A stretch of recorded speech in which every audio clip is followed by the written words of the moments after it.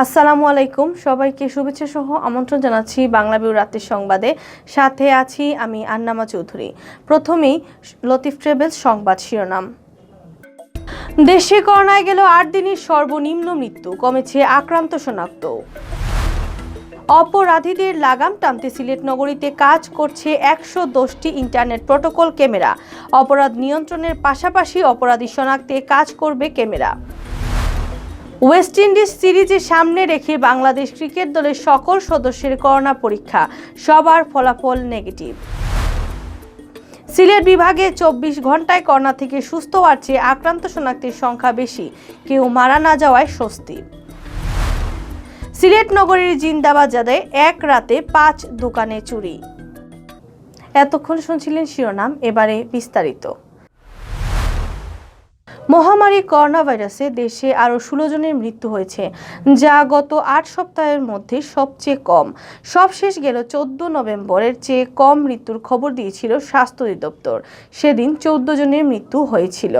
শুক্রবার বিকালে সংবাদ মাধ্যমে বিজ্ঞপ্তি পাঠিয়ে স্বাস্থ্য অধিদপ্তর জানিয়েছে, গেল একদিনে মারা যাওয়া 16 জনকে নিয়ে দেশে করোনা ভাইরাসে মোট 7,734 জনের মৃত্যু হয়েছে। 24 ঘন্টায় আরও 785 জনের মধ্যে সংক্রমণ ধরা পড়ায় দেশে করোনা ভাইরাস আক্রান্তের সংখ্যা বেড়ে 5,20,690 জন হয়েছে। স্বাস্থ্য দপ্তরের হিসাবে বাসা ও হাসপাতালে চিকিৎসাধীন আরও 833 জন রোগী সুস্থ হয়ে উঠেছেন গত একদিনে। তাতে এ পর্যন্ত সুস্থ রোগীর সংখ্যা বেড়ে 4,65,279 জন হয়েছে। বাংলাদেশে করোনা ভাইরাসের প্রথম সংক্রমণ ধরা পড়েছিল গত 8 মার্চ, আর আক্রান্তের সংখ্যা 5 লাখ ছাড়ায় 20 ডিসেম্বর। এর মধ্যে 2 জুলাই 4,019 জন কোভিড-19 রোগী শনাক্ত হয়, যা একদিনে সর্বোচ্চ শনাক্ত। প্রথম রোগী শনাক্তের 10 দিন পর 18 মার্চ দেশে প্রথম মৃত্যু তথ্য নিশ্চিত করে স্বাস্থ্য অধিদপ্তর। 29 ডিসেম্বর তা 7,500 ছাড়িয়ে যায়। এর মধ্যে 30 জুন একদিনে 64 জনের মৃত্যুর খবর জানানো হয়, যা একদিনে সর্বোচ্চ মৃত্যু। বিশ্ব শনাক্ত কোভিড-19 রোগীর সংখ্যা ইতোমধ্যে 8,80,00,000 পেরিয়েছে। মৃতের সংখ্যা ছাড়িয়েছে 18,18,000। জনস হপকিন্স বিশ্ববিদ্যালয়ের তালিকা বিশ্বে শনাক্তের দিক দিয়ে 27তম স্থানে আছে বাংলাদেশ, আর মৃতের সংখ্যায় আছে 36তম অবস্থানে। স্বাস্থ্য অধিদপ্তর জানিয়েছে, গেল 24 ঘন্টায় সারা দেশে 114টি RT-PCR ল্যাব, 27টি জিন এক্সপার্ট ল্যাব ও 40টি র্যাপিড অ্যান্টিজেন ল্যাবে অর্থাৎ সর্বমোট 181টি ল্যাবে 13,681টি নমুনা পরীক্ষা করা হয়। আর এ পর্যন্ত পরীক্ষা করা হয়েছে 13,31,491টি নমুনা। 24 ঘন্টায় নমুনা পরীক্ষা বিবেচনায় শনাক্তের হার 5.74%, আর এ পর্যন্ত মোট শনাক্তের হার 15.63 শনাক্ত। শনাক্ত বিবেচনায় সুস্থতার হার 89.36% ও মৃত্যুর হার 1.49%। সরকারি ব্যবস্থাপনায় এ পর্যন্ত নমুনা পরীক্ষা করা হয়েছে 26,30,772টি, আর বেসরকারি ব্যবস্থাপনায় হয়েছে 7,719টি। সিলেট মহানগরীতে অপরাধীদের লাগাম টেনে ধরতে বসানো হয়েছে 110টি ইন্টারনেট প্রোটোকল আইপি ক্যামেরা। অপরাধের ধরন ও অপরাধীদের দ্রুত শনাক্ত করার ক্ষেত্রে উচ্চ ক্ষমতা সম্পন্ন এই আইপি ক্যামেরা বিশেষ গুরুত্ব বহন করবে। এসব ক্যামেরার মধ্যে অত্যাধুনিক 10টি ফেস রিকগনিশন ক্যামেরাও রয়েছে। এতে সহজেই শনাক্ত হবে অপরাধী। সরকারি তথ্য ও যোগাযোগ প্রযুক্তির আওতায় Bangladesh computer council digital Sylhet city প্রকল্পের আওতায় 110টি আইপি ক্যামেরা স্থাপন করে নগরীতে বসবাসরত মানুষের জানমালের নিরাপত্তায় বিষয়টিকে অগ্রাধিকার দিয়ে সিলেট মহানগর পুলিশের সহযোগিতায় এসব ক্যামেরা বসানো হয়।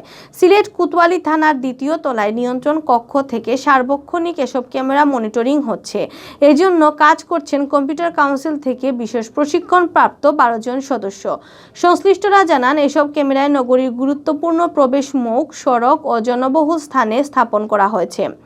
পুলিশ যে কোনো অপরাধীদের ছবি দিয়ে আইপি ক্যামেরায় সার্ভারে অনুসন্ধান করতে পারবে। ওই অপরাধী যদি আইপি ক্যামেরার আওতাভুক্ত কোনো এলাকায় চলাফেরা করে সার্ভার তা শনাক্ত করতে পারবে বলেও জানান।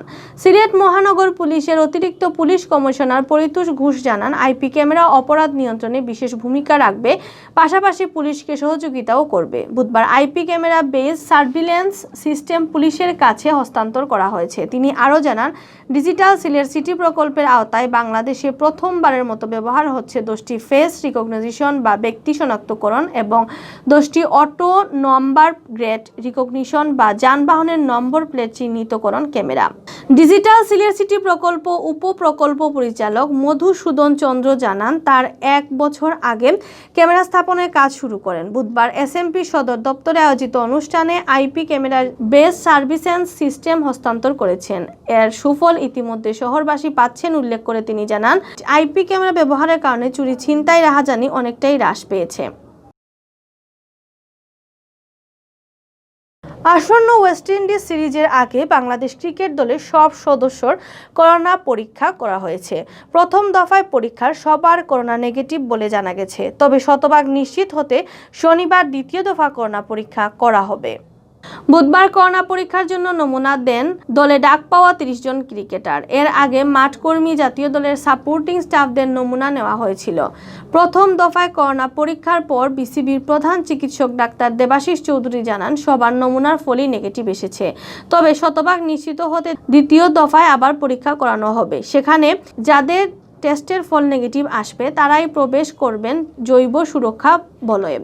আগামী 10 জানুয়ারি বাংলাদেশে পা রাখবে ওয়েস্ট ইন্ডিজ দল। এরপর 20, 22 ও 25 জানুয়ারি হবে 3 ওয়ানডে টেস্ট সিরিজের 2 ম্যাচ মাঠে গড়াবে যথাক্রমে 3 ও 11 ফেব্রুয়ারি। সিলেট বিভাগে গেল 24 ঘন্টায় করোনা থেকে সুস্থ হওয়ার চেয়ে আক্রান্ত শনাক্তের সংখ্যা ছিল বেশি। এই সময়ের মধ্যে সুস্থ হয়েছেন 20 জন আর আক্রান্ত শনাক্ত হয়েছেন 30 জন। তবে গেল 24 ঘন্টায় করোনা আক্রান্ত হয়ে কেউ মারা যাননি। শুক্রবার স্বাস্থ্য অধিদপ্তরের সিলেট বিভাগীয় কার্যালয়ের পরিচালক রেজিয়া সুলতানা স্বাক্ষরিত এক প্রতিবেদনে এ তথ্য জানানো হয়। গেল 24 ঘন্টায় সিলেট বিভাগে যে 30 জনের করোনা ভাইরাস শনাক্ত হয়েছে, তার মধ্যে সিলেটে 17 জন, মৌলভীবাজারে 7 জন, 1 জন সুনামগঞ্জের ও হবিগঞ্জের। এছাড়া উসমানী মেডিকেল কলেজ হাসপাতালে চিকিৎসাধীন আরও 4 জনের শরীরে করোনা ভাইরাস শনাক্ত হয়েছে।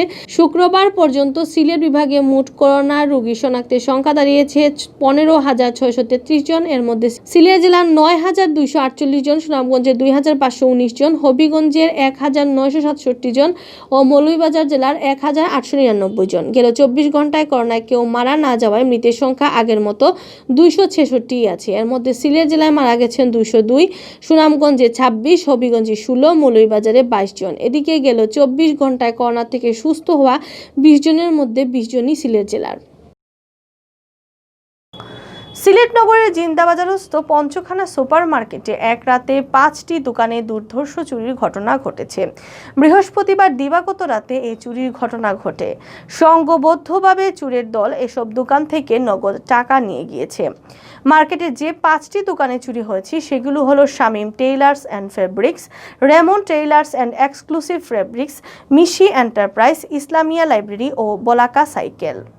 এর মধ্যে শামীম টেইলার্স অ্যান্ড ফেব্রিক্স থেকে নগদ 1,25,000 টাকা চুরি হয়েছে বলে জানিয়েছেন স্বত্বাধিকারী মোহাম্মদ শামীম হোসেন। এছাড়া বলাকা সাইকেল থেকে চুরি হয়েছে 15,000 টাকা। শুক্রবার ছুটির দিন হওয়ায় বাকি দোকানগুলি খোলা হয়নি।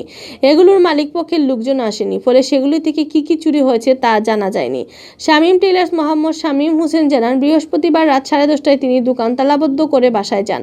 ভোর রাতে দোকান চুরির খবর পান। সকালে এসে দেখেন দোকানের ক্যাশ বক্সে রাখা 1,25,000 টাকা নেই। পঞ্চখানা সুপারমার্কেট ব্যবসায়ী সমিতির সাধারণ সম্পাদক বেলাল আহমেদ জানান, তিনি মার্কেটে চুরির খবর ভোরে পান। সকালে এসে চুরির ঘটনা দেখে দোকান মালিকদের অবগত করা হয়। শুক্রবার সন্ধ্যায় শামীম টেইলার্স অ্যান্ড ফেব্রিক্সের মালিককে নিয়ে থানায় জিডি করা হয়েছে। বেলাল আহমেদ জানান, মার্কেটের নিজস্ব চৌকিদার আছে, তবে চুরের দল পার্শ্ববর্তী একটি টিন শেডের দোকানে চাল বেয়ে মার্কেটের দ্বিতীয় তলার গ্রিল কেটে উপরে উঠে। আমরা যে জিন্দাবাজার ব্যবসা করি, আমরা তো সবসময় নিরাপত্তাহীনতায় ভুগি। কারণ ঘটনা হচ্ছে, আমরা যখন রাত্রে চলে যাই দোকান তালা লাগার পরে, এরপরে যে আমরা ঠিকভাবে তো ঘুমাইতে পারি না। এই যে আজকে যে আমরা একবারে বলতে গেলে আমরা নিরাপত্তাহীনতায় ভুগতেছি। কয় না দোকান চুরি হয়ে গেছে, দোকান চুরি হয়েছে তো তালা খোলেন আপনি। আমি তখন তালা খুলিনি, আমি চেষ্টা করছি, খোলে না, তখন তারা দিয়ে খোলাইছি। খোলার পর টান দিয়ে দেখি আমার এই দোকানে মাল মাথা সব মনে করেন যে উপরে ডয়ারটা আমার ক্যাশে টাকা ছিল 1,25,000 সম্পূর্ণ নিয়ে গেছে। এতক্ষণ শুনছিলেন বাংলাভিউ রাতের সংবাদ। রাত 11টায় প্রচারিত হবে সিলেটের আঞ্চলিক ভাষায় সংবাদ। দেখার আমন্ত্রণ রইল। সাথে থাকার জন্য ধন্যবাদ।